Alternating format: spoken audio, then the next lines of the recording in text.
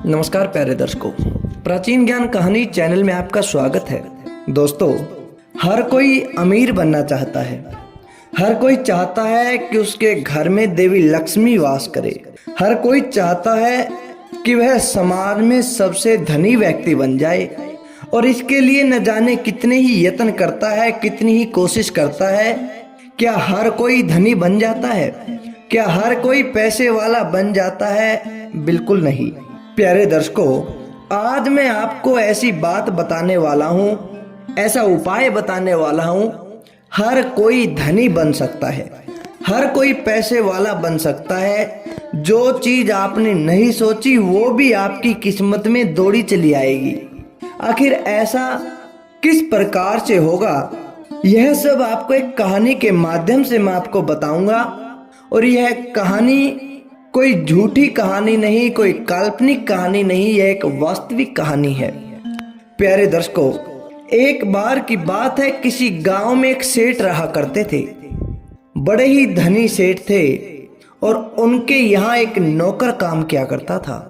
बेचारा बड़ा गरीब व्यक्ति था। सेठ के घर नौकर बनकर रहता था और ऐसी आपदा उसके ऊपर आ गई थी कि उसके परिवार में सभी लोग एक बीमारी की वजह से मौत के आगोश में समा गए। केवल वही बच्चा, वही लड़का जो सेठ के यहाँ नौकर बन के रहता था, उनके वंश में, उनके परिवार में अकेला एकमात्र वही था। वह हर रोज सेठ का काम किया करता था। सुबह सुबह बछड़े को चराने जाता था, दोपहर के समय उसको लेकर आता, उसे खाना खिलाता। सेठ के घर में बहुत सारा काम वो किया करता था। प्यारे दर्शकों, एक दिन की बात है, दोपहर बहुत अच्छा होगा। जब इतनी बात उस नौकर ने कही तो नौकरानी कहने लगी कि चल यहाँ से, तेरे लिए अभी रबड़ी बनाती हूँ, ऐसे ही खा ले, नहीं तो इसे छोड़ दे।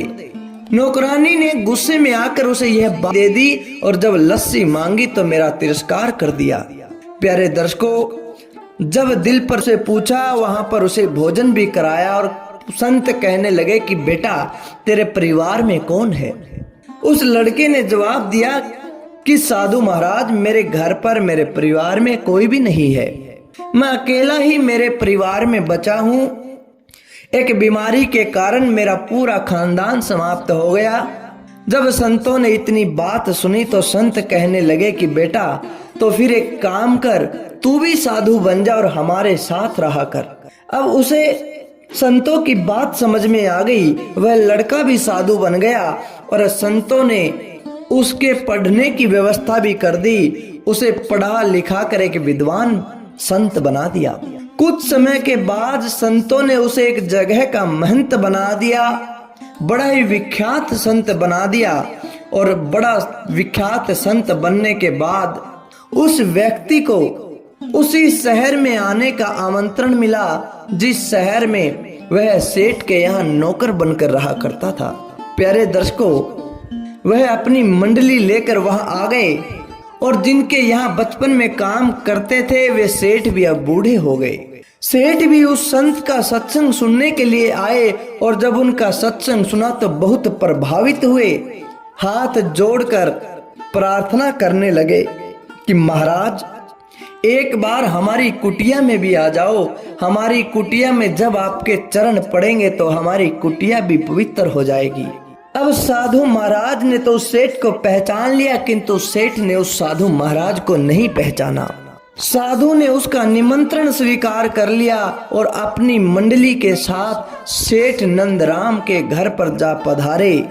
सभी साधु भोजन करने के लिए लाइन में बैठे हुए थे। भोजन मंत्र का पाठ हुआ और फिर सबने भोजन करना आरंभ कर दिया। जब उस साधु महाराज के सामने भोजन की थाली परोसी गई तो उसमें तरह तरह के पकवान रखे गए थे। अब सेठ भी महाराज के पास हाथ जोड़कर खड़े हो गए। साथ में उनका नौकर भी खड़ा था जिनके हाथ में हलवे का बड़ा ही सुंदर पात्र था। सेठ प्रार्थना करने लगे कि महाराज, कृपा करके थोड़ा सा हलवा भी आप मेरे हाथ से ले लो तो मेरा सौभाग्य होगा। जब इतनी बात उस सेठ ने कही तो उस साधु महाराज को हंसी आ गई। सेठ ने जब देखा कि साधु तो आपकी बात पर हंस रहे हैं तो कहने लगे कि महाराज, आप किस कारण से हंस रहे हैं? क्या मुझसे कोई गलती हो गई? साधु कहने लगे कि आपकी कोई गलती नहीं है, बस मुझे मेरी पुरानी बातें याद आ गई थी, इसलिए मैं हंसने लगा। जब इतनी बात सुनी तो सेठ कहने लगे कि महाराज, यदि आपकी बात हमारे सुनने के लायक है तो आप हमें भी बता दीजिए। जब सेठ ने इतना कहा तो साधु कहने लगे कि भाई थोड़ा सा ठहर जाओ, पहले सेठ को वो बात बताता हूँ, क्योंकि अब सेठ ने पूछ ही ली है। साधु महाराज ने सेठ से कहा कि आपके घर पर एक नौकर काम किया करता था, क्या आप उस परिवार के बारे में कुछ जानते हैं? सेठ कहने लगा कि महाराज, केवल एक लड़का था और हमारे यहाँ उसने कई दिन बछड़े भी चराए थे और फिर न जाने कहाँ चला गया। कई दिनों से उसका कोई अता पता नहीं है, बहुत समय हो गया, हमने कभी उसको नहीं देखा। साधु महाराज कहने लगे कि सेठ जी, मैं वही लड़का हूँ, मैं तुम्हारे घर से चला गया था, पास के शहर में संत मंडली बैठी हुई थी, मैं वहां चला गया, उन्होंने मुझे बड़ा विद्वान बनाया, बड़ा विख्यात संत बना दिया।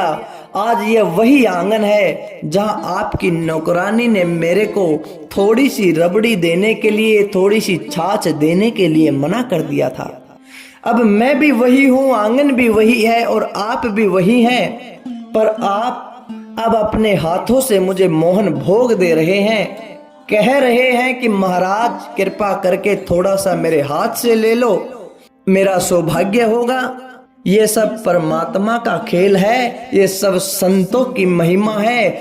तब साधु महाराज सेठ जी से कहने लगे कि सेठ, मांगे मिले ना रबड़ी, करूं कहाँ लगी वरण, मोहन भोग गले में अटक्या, आ संतों की शरण। जब से मुझे संतों की शरण मिली है, संतों की शरण लेने से ही इतना सब हो गया। जहां मुझे छाछ नहीं मिली थी, जहां मुझे रबड़ी नहीं मिली थी, वहीं पर मुझे मोहन भोग मिल रहे हैं और वो भी गले में अटक रहे हैं। अगर कोई भगवान की शरण ले ले तो वो संतों का भी आदरणीय हो जाएगा। लखपति करोड़पति बनने में तो हर कोई चाहता है, हर कोई कोशिश करता है, अमीर बनने में सब आजाद नहीं है, परंतु भगवान की शरण होने में, भगवान का भक्त बनने में सब आजाद हैं। और ऐसा मौका इस मनुष्य जन्म में ही मिलता है। प्यारे दर्शकों, आप समझ गए होंगे कि कहने का मतलब क्या है। जो कोई चाहता है कि धनवान बन जाए, पैसे वाला बन जाए, तो आप पैसे के पीछे नहीं, संतों के पीछे भागना शुरू कर दो, क्योंकि संतों के द्वार पर लक्ष्मी का डेरा होता है। लक्ष्मी भी इंतजार करती है कि कब संत मुझे अपनाए, कब भगवान के भक्त मुझे अपनाए। जब तक तुम लक्ष्मी के पीछे भाग रहे हो तब तक आपको लक्ष्मी की प्राप्ति नहीं होगी, और जब आप लक्ष्मी पति के पीछे भागना शुरू कर दोगे तो लक्ष्मी आपके चरणों की दासी बन जाएगी। यही करोड़पति होने का एकमात्र उपाय है। अपना काम धैर्य से करते रहे, संतों की शरण में जाकर रहे। आप जितना ईमानदारी से अपना काम करेंगे, भगवान के भक्त होकर रहेंगे, संतों की सेवा करेंगे, लक्ष्मी आपके पीछे पीछे दौड़ी चली आएगी। यह किसी एक ग्रंथ की वाणी नहीं, यह परमात्मा की वाणी है, यह संतों की वाणी है। यह हर किताब में, हर धर्म ग्रंथ में लिखा हुआ है कि संतों की शरण में आने से हर प्रकार के कष्ट दूर हो जाते हैं, निर्धन भी धनवान हो जाता है, रंक राजा बन जाता है। यह सब उनकी महिमा है। तो प्यारे दर्शकों, आप समझ गए होंगे। आशा करते हैं आपको यह वीडियो अच्छा लगा होगा। अच्छा लगा तो लाइक करें, शेयर करें और कमेंट करके हमें जरूर बताएं। धन्यवाद दोस्तों।